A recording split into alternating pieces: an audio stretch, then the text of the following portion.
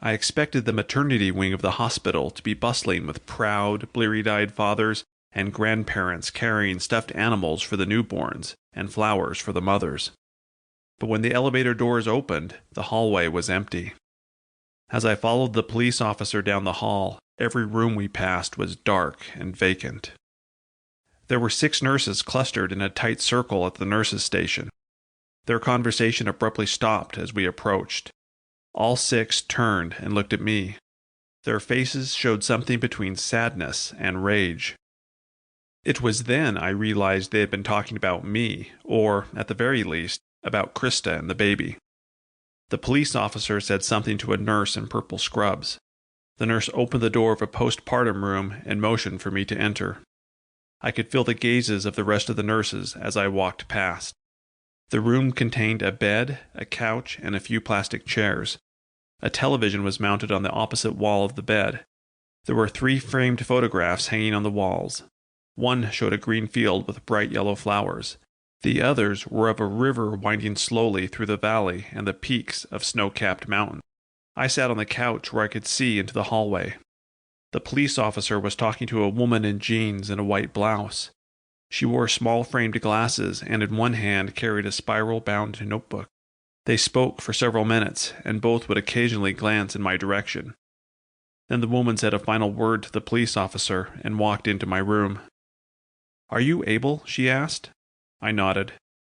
The woman introduced herself as a social worker at the hospital. She asked if she could sit next to me. I moved over to make room for her on the couch. "I hear you've been through a horrible experience this afternoon," she said. Her voice had a loving quality to it. It was reassuring to be with someone who sounded like she cared. "Are you cold?" she said. "No," I said, a little confused by the question.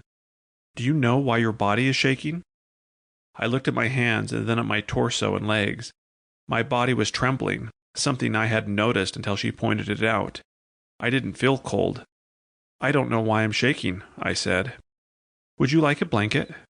"Yes." The social worker walked to the door and said something to someone I couldn't see. A moment later, the nurse in purple scrubs handed her a blanket. The social worker returned to the couch and draped the blanket over my shoulders and legs. It was one of those hospital blankets they kept heated, and I pulled it tight around me, wishing it could shield me from the horror of the day. The social worker took my hand in hers. Her hand was warm and smooth. We sat in silence for several minutes. Slowly, the shaking subsided. "Do you know if your family's been contacted?" she said. "I don't think so." "Is there a family member close by we can call?" My mom lived 15 minutes up I-15 in Ogden. My father, however, was in Casper, Wyoming, over 400 miles away. My parents had been living like this since August. My mom had moved to Ogden to take care of her mother while my father taught photography at a community college. He'd come down during school breaks. The separation was supposed to be temporary, but it would drag on for years. I didn't want my mom to come to the hospital alone. Knowing how she handled bad news, I worried she would cause an accident on the drive over. My dad should be the first to know. He could arrange everything else. I tried to think of his phone number, but for some reason I couldn't remember it. I couldn't even remember the area code for Wyoming. I tried to think of the phone numbers of Krista's grandmother, friends, or neighbors. Someone who could drive my mom to the hospital. My mind was blank. I looked at my black and blue sneakers and said, "I can't think of anyone to call." There was a knock on the door, and a middle-aged man in green scrubs entered. He introduced himself as the doctor who delivered my daughter. He offered me his hand. I didn't shake it. I waited for him to tell me my baby was dead. "Your daughter is in critical condition," he said. "Is she going to die?" I asked.